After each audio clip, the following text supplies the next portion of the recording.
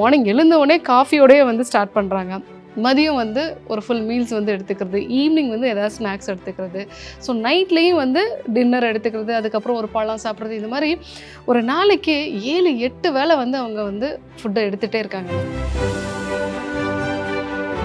காலை வேளைகளில் யூஸ்வலாக நம்ம எதுவும் சாப்பிட்ருக்க மாட்டோம். ஆனால் நம்ம உடம்புக்கு எனர்ஜி தேவை அப்படிங்கிறதுனால நம்ம கல்லீரல்லேருந்து குளுக்கோஸ் வந்து மாற ஆரம்பிக்கும். அதாவது கிளைக்கோஜனாக ஸ்டோர் பண்ணி வச்சு அதை குளுக்கோஸாக கன்வெர்ட் பண்ணும். இடது காலை மடக்கி வலது காலுக்கு அடியில் கொண்டு வரணும். வலது காலை மடக்கி இடது கால் பக்கத்தில் கொண்டு வரணும். நம்முடைய முழங்கால் முட்டிகள் ரெண்டும் நேராக இருக்கிற மாதிரி பார்த்துக்கணும். இப்போது இடது கையை பின்புறமாகவும் வலது கையை மேலே தூக்கி 2 கையும் டச் பண்ண முடியுமான்னு பார்க்கலாம்.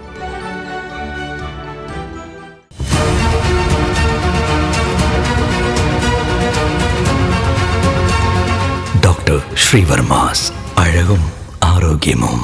ஸ்ரீவர்மா தமிழ் நேயர்கள் அனைவருக்கும் அன்பான வணக்கங்கள். நான் சித்த மருத்துவர் ஜெயரூபா.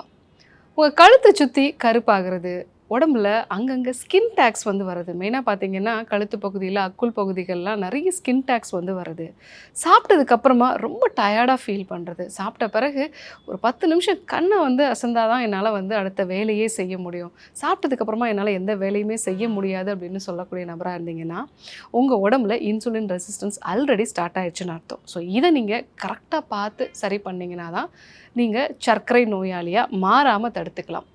நிறைய சர்க்கரை வியாதினால் பாதிக்கப்பட்டவங்க சொல்லுவாங்க, டாக்டர் நான் கரெக்டாக தான் சாப்பிட்றேன், நான் வாக்கிங் கூட போகிறேன், ஆனால் சுகர் கண்ட்ரோலே ஆக மாட்டேங்குது. ஆரம்ப கட்டத்தில் பார்த்தீங்கன்னா கொஞ்சம் கண்ட்ரோல் ஆச்சு, ஆனால் அதுக்கப்புறமா நாளடைவில் அது கண்ட்ரோலே வந்து ஆக மாட்டேங்குது. நைட்டில் நான் சாப்பாடே சாப்பிடல, காலையில் எழுந்து ஃபாஸ்டிங் பிளட் சுகர் பார்த்தீங்கன்னா 140 இருக்குது டாக்டர் அப்படின்னு சொல்லுவாங்க. சாப்பிடாமலே இருந்தால் கூட எப்படி நம்ம உடம்புல சுகர் வருது அப்படின்னா, நைட்டில் நம்மளுடைய இந்த கல்லீரல் வந்து ரெஜுவனேட் ஆகக்கூடிய அந்த டைம், புதுப்பிக்கக்கூடிய அந்த டைம். ஸோ அது காலை வேளைகளில் யூஸ்வலாக நம்ம எதுவும் சாப்பிட்ருக்க மாட்டோம். ஆனால் நம்ம உடம்புக்கு எனர்ஜி தேவை அப்படிங்கிறதுனால நம்ம கல்லீரல்லேருந்து குளுக்கோஸ் வந்து மாற ஆரம்பிக்கும். அதாவது கிளைக்கோஜனாக ஸ்டோர் பண்ணி வச்சு அதை குளுக்கோஸாக கன்வெர்ட் பண்ணும். அதனால தான் நிறைய பேருக்கு காலை வேளைகளில் ஃபாஸ்டிங் பிளட் சுகர் வந்து அதிகமாக இருக்குது. ஸோ நிறைய பேருக்கு ஃபேட்டி லிவரும் இது கூடவே சேர்ந்து இருக்கும். அவங்களுக்கு இந்த ஃபாஸ்டிங் பிளட் சுகரோட அளவு அதிகமாக இருக்கும். நைட்டில் சரியாக தூக்கம் இல்லாத நபர்களுக்கும் இந்த ஃபாஸ்டிங் பிளட் சுகர் வந்து அதிகமாக இருக்கும். சுகரை பொறுத்த வரைக்கும் இன்சுலினில் வந்து பாதிப்பு, நம்மளுடைய பேன்க்ரியாஸில் பாதிப்பு, இதெல்லாம் நம்ம வந்து சொல்கிறோம். ஆனால் இது வந்து ஒரு ஸ்டோரேஜ் ப்ராப்ளம். ஸோ நம்மளுடைய செல்களில் அதிகமான அளவுக்கு குளுக்கோஸ் வந்து இருக்குது. ஸோ அதுக்கு மேலே நம்ம ரத்தத்தில் இருக்கக்கூடிய குளுக்கோஸ் வந்து செல்களுக்குள்ளே போக முடியல. ஆனால் அந்த குளுக்கோஸும் வந்து நம்மளால் யூஸ் பண்ண முடியாத ஒரு நிலையில் இருக்கிறதுனால தான் நம்ம ரொம்ப டயர்டாக வந்து ஃபீல் பண்ணுறோம். ஸோ நீங்கள் ஒரு சூட்கேஸ் வந்து இமேஜின் பண்ணி பார்த்துக்கோங்க. அதில் நிறைய நீங்கள் வந்து துணி வச்சுருக்கீங்க. ஸோ அந்த துணி வந்து நம்ம குளுக்கோஸ்ன்னு வந்து சொல்லலாம், அந்த சூட்கேஸை நம்ம செல்லுன்னு சொல்லலாம். ஸோ நிறைய அங்கே துணி இருக்கும்போது எக்ஸ்ட்ரா நீங்கள் ஒரு துணியை வைக்கணும்னு நினச்சிங்க அப்படின்னா உங்களால் முடியாது. ஸோ அதே மாதிரி தான் நம்ம செல்களுக்குள்ளே ஆல்ரெடி சுகர் வந்து யூஸே பண்ண முடியாத அளவுக்கு இருக்குது. நம்ம வந்து ஃபிசிக்கலாக எந்த ஆக்டிவிட்டியும் பண்ணுறதில்ல. அதே சமயத்தில் இதுக்கு முன்னாடிலாம் பார்த்தீங்க அப்படின்னா ஒரு நாளைக்கு 3 வேளை சாப்பிட்றத 6 வேளையை பிரித்து சாப்பிட்டிங்கன்னா உங்கள் சுகர் கண்ட்ரோல் ஆகும் அப்படின்னு சொல்லுவாங்க. பட் அது நம்ம பாடியில் இன்சுலினை வந்து அதிகப்படுத்திக்கிட்டே இருக்கும். ஸோ நிறைய பேர் காலையில் வந்து ஒரு பிரேக்ஃபாஸ்ட் வந்து சாப்பிட்றாங்க, 11 o'clock வந்து ஒரு காஃபி டீ குடிக்கிறது, இன்னும் சொல்லப்போனால் சில பேர் வந்து மார்னிங் எழுந்தவுடனே காஃபியோடய வந்து ஸ்டார்ட் பண்ணுறாங்க. மதியம் வந்து ஒரு ஃபுல் மீல்ஸ் வந்து எடுத்துக்கிறது, ஈவினிங் வந்து ஏதாவது ஸ்நாக்ஸ் எடுத்துக்கிறது, ஸோ நைட்லேயும் வந்து டின்னர் எடுத்துக்கிறது, அதுக்கப்புறம் ஒரு பழம் சாப்பிட்றது, இந்த மாதிரி ஒரு நாளைக்கு 7-8 வேளை வந்து அவங்க வந்து ஃபுட்டை எடுத்துகிட்டே இருக்காங்க. அந்த ஃபுட்டு கம்மியாக இருந்தாலும் கூட நம்ம பாடியில் மெயினாக நம்மளுடைய பிளட்டில் வந்து சுகரோட லெவல் இன்க்ரீஸ் பண்ணும்போது எல்லாமே பேன்க்ரியாஸ்லேருந்து இன்சுலின் வந்து வர ஆரம்பிக்கும். ஸோ இதனால தான் நம்மளால் ஒரு சூட்கேஸ்க்குள்ளே எப்படி வந்து எக்ஸ்ட்ரா துணியை நம்மளால் வைக்க முடியலையோ, ஆல்ரெடி அங்கே வந்து பேக்டாக இருக்கிற மாதிரி தான் நம்மளுடைய செல்கள் எல்லாமே பேக்டாக இருக்குது. ஸோ அதனால தான் நிறைய பேருக்கு சுகர் வந்து கண்ட்ரோல் பண்ண முடியலை. சுகரை பொறுத்த வரைக்கும் இன்றைய காலகட்டத்தில் என்னென்ன விஷயங்கள்லாம் நவீன ஆராய்ச்சியில் வந்து சொல்லியிருக்காங்க அப்படின்னா, ஒரு நாளைக்கு நீங்கள் 3 வேளை சாப்பிட்டா போதும், இடையில வந்து சாப்பிடாதீங்க. நம்மளுடைய சித்தர்களும் வந்து சொல்லியிருக்காங்க, ஒரு நாளைக்கு வந்து 3 வேளை சாப்பிட்டா அவன் ரோகி அப்படின்னு சொல்லியிருக்காங்க. ரோகி அப்படின்னா நோய் வரக்கூடிய ஒரு நபர். 2 வேளை சாப்பிட்டா அவன் போகி, 1 வேளை சாப்பிட்டா தான் அவர் யோகி அப்படின்னு சொல்லியிருப்பாங்க. ஸோ இது இன்டர்மிட்டன்ட் ஃபாஸ்டிங் மாதிரியான மெத்தட்ஸ் தான். ஸோ இன்டர்மிட்டன்ட் ஃபாஸ்டிங்கை வந்து நீங்கள் ஃபாலோ பண்ணும்போது, இல்லை ஒரு நாளைக்கு 3 வேளை நீங்கள் சாப்பிடுங்க, இடையில காஃபி, டீயோ இல்லை ஸ்நாக்ஸோ எதுவுமே வந்து நீங்கள் சாப்பிடாம மெயின்டைன் பண்ணீங்க அப்படின்னாலே உங்கள் சுகர் வந்து நல்லா கண்ட்ரோல் வரும். அதே மாதிரி காலையில் எழுந்த உடனே ஒரு மாங்குன்னு நான் வந்து 1 மணி நேரம் நடக்கிறேன் அப்படிங்கிறத விட, சாப்பிட்ட பிறகு ஒரு 10 நிமிஷம் நீங்கள் ரிலாக்ஸ்டாக வந்து ஒரு வாக் பண்ணுறீங்க அப்படின்னா, இது வந்து நல்ல ஒரு ட்ரையாக இருக்கக்கூடிய ஸ்பாஞ்ச் வந்து எப்படி தண்ணியை வந்து உறிஞ்சிக்குதோ, அதே மாதிரி நீங்கள் சாப்பிட்டதுக்கப்புறமா ஒரு 10 நிமிஷம் வந்து நடக்கிறீங்க அப்படின்னா, உங்கள் பாடியில் இருக்கக்கூடிய சுகர் எல்லாத்தையுமே வந்து மசில்ஸ் வந்து உறிஞ்சிக்கும். அப்போது உங்களுடைய பிளட்டில் வந்து சுகர் அதிகமாகாது.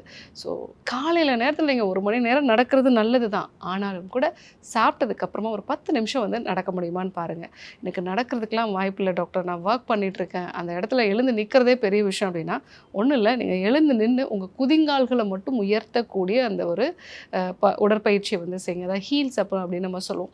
ஸோ இது வந்து உங்களுடைய காஃப் மசில்ஸ் நல்லா ஆக்டிவேட் ஆகிறதுனால எக்ஸ்ட்ரா இருக்கக்கூடிய சுகர் எல்லாமே உங்களுடைய மசிலுக்குள்ளே பம்ப் ஆகும். ஸோ இதுவும் உங்கள் பிளட் சுகரை வந்து மேனேஜ் பண்ணுறதுக்கு ரொம்பவே யூஸ்ஃபுல்லாக இருக்கும்.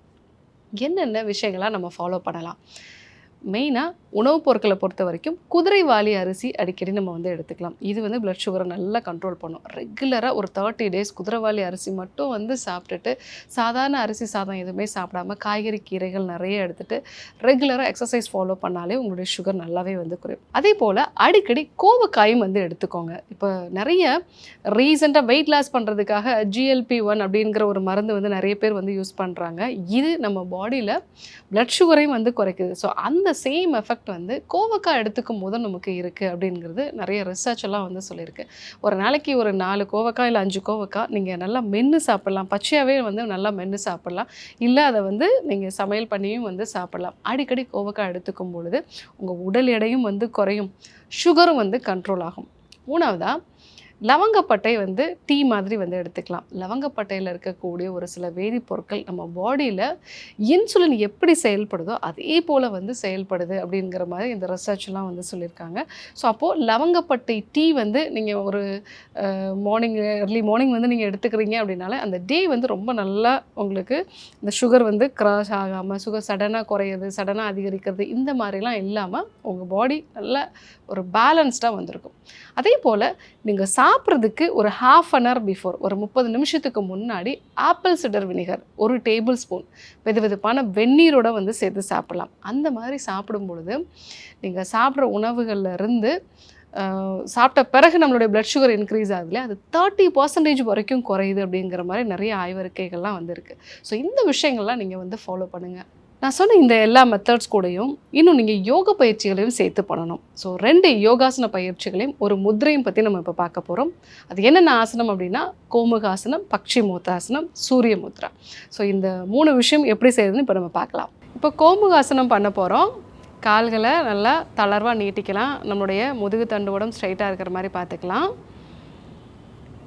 இடது காலை மடக்கி வலது காலுக்கு அடியில் கொண்டு வரணும்.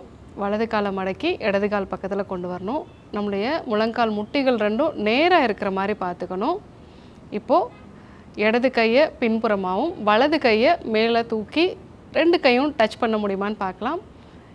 இந்த நிலையில் உங்களுடைய சுவாசம் வந்து அமைதியாக ஆழமாக வந்து இருக்கட்டும். இதை நம்ம ஒரு 5 எண்ணிக்கையிலையோ இல்லை 7 எண்ணிக்கை இல்லைன்னா 9 கவுண்ட்ஸ் வரைக்கும் நம்ம வந்து பண்ணலாம். இனிஷியலாக ஒரு 5 கவுண்ட்ஸ் வரைக்கும் நம்ம பண்ணலாம். ஸோ இந்த மாதிரி பண்ணும் பொழுது நம்முடைய பேன்க்ரியாஸ் வந்து அழுத்தப்பட்டு இன்சுலின் செக்ரீஷன் வந்து ப்ராப்பராக இருக்கும். அதே மாதிரி இடுப்பு பகுதியில் இருக்கக்கூடிய தேவையில்லாத கொழுப்புகள் விசரல் ஃபேட்லாம் குறையிறதுனால சுகர் வந்து கண்ட்ரோல் ஆகும். ஸோ இப்போது கைகளை மெதுவாக தளர்த்திக்கலாம். எப்படி நம்ம பண்ணோமோ அதே மாதிரி வந்து ஒரு கையை வெளியே கொண்டு வரலாம். இன்னொரு கையையும் வந்து நம்ம உடம்புக்கு பக்கத்தில் கொண்டு வந்துட்டு வலது காலை நேராக நீட்டிக்கலாம், இடது காலையும் நேராக நீட்டிக்கலாம். ஸோ இதை நம்ம டெய்லி ஒரு வாட்டி பண்ணலாம். அடுத்ததாக பக்ஷிமோத்தாசனம் பண்ண போகிறோம். இப்போ கால்கள் வந்து தளர்வாக இருக்குது. நம்மளுடைய முதுகு தண்டுவடத்தை நேராக வச்சுக்கலாம். மூச்சை நல்லா உள்ளே இழுத்துட்டு 2 கையும் வந்து தலைக்கு மேலே நம்ம வந்து கொண்டு போய் மூச்சை வெளியே விட்டவாறு கைகளை பாதத்தை தொடுற மாதிரி நம்ம கொண்டு வரலாம். இந்த நிலையில் நம்மளுடைய சுவாசம் நார்மலாக இருக்கட்டும். ஒரு 5 எண்ணிக்கை வரைக்கும் நம்ம இந்த பொசிஷனில் இருக்கலாம். கொஞ்சம் கொஞ்சமாக ட்ரை பண்ணி நம்ம 7 கவுண்ட் வரைக்கும் இல்லை 9 கவுண்ட்ஸ் வரைக்கும் இருக்கலாம். இப்போ மூச்சை உள்ளிழுத்தபடியே கைகளை வந்து மேல் நோக்கி கொண்டு வரலாம்.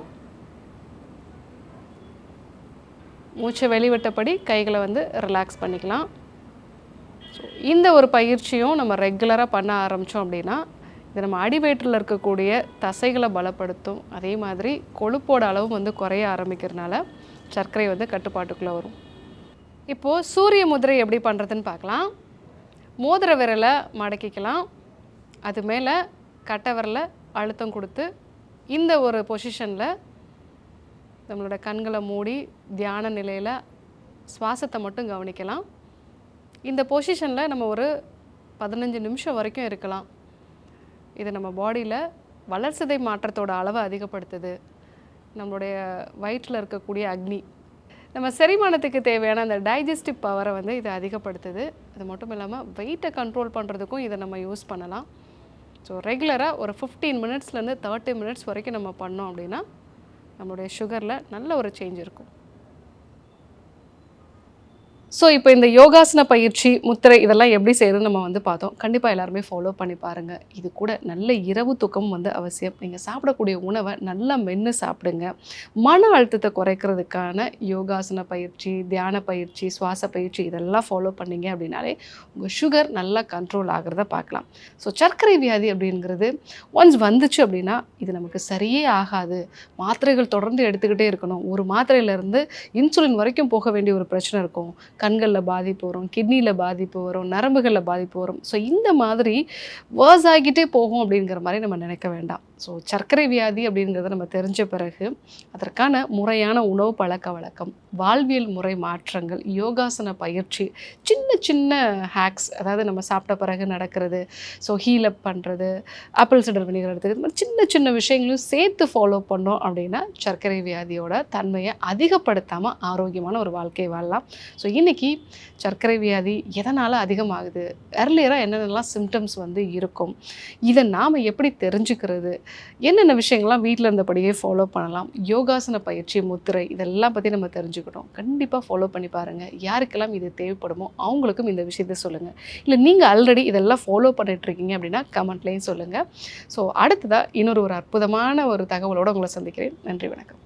ஸ்ரீ வர்மா ஆயுர்வேதா மருத்துவமனையின் வெல்னஸ் குருஜி அவர்களை ஜூன் மாதம் 1ஆம் வாரம் 4ஆம் தேதி வியாழக்கிழமை காலை 7 மணி முதல் மாலை 4 மணி வரை ஓசூரிலும், 5ஆம் தேதி வெள்ளிக்கிழமை காலை 7 மணி முதல் மாலை 4 மணி வரை வேலூரிலும், 6ஆம் தேதி சனிக்கிழமை காலை 7 மணி முதல் மாலை 4 மணி வரை திருவண்ணாமலையிலும், 7ஆம் தேதி ஞாயிற்றுக்கிழமை காலை 7 மணி முதல் மாலை 6 மணி வரை வேளச்சேரியிலும் சந்தித்து மருத்துவ ஆலோசனை மற்றும் ஆசி பெற தொடர்பு கொள்ள வேண்டிய தொலைபேசி எண்கள் 9500 946634 9500 946635.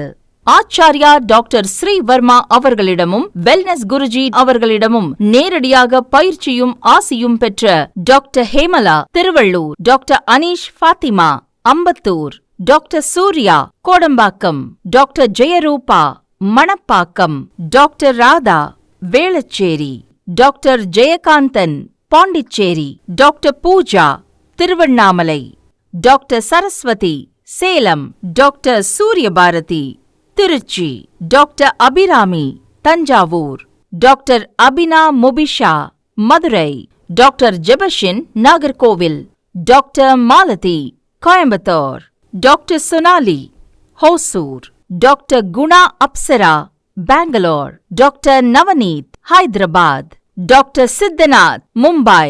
பட்டப்படிப்பு மற்றும் பட்ட மேற்படிப்பு முடித்த மருத்துவர்களை சந்தித்து சிகிச்சை பெறலாம். முதுகு வலியா, மூட்டு வலியா, கை கால் நீட்ட மடக்க இயலாமையா, அறுவை சிகிச்சை இல்லா குணம், ஆயுட்கால நிவாரணம். டாக்டர் ஸ்ரீவர்மா பிசிஆர், மகாராஜா தைலம் அனைத்து மருந்து கடைகளிலும் கிடைக்கும். அனைத்து நோய்களுக்குமான குணம், ஆரோக்கியம் தரும் மருத்துவர்கள் doctor Srivarma's. Doctor Srivarma's magic care, his wellness.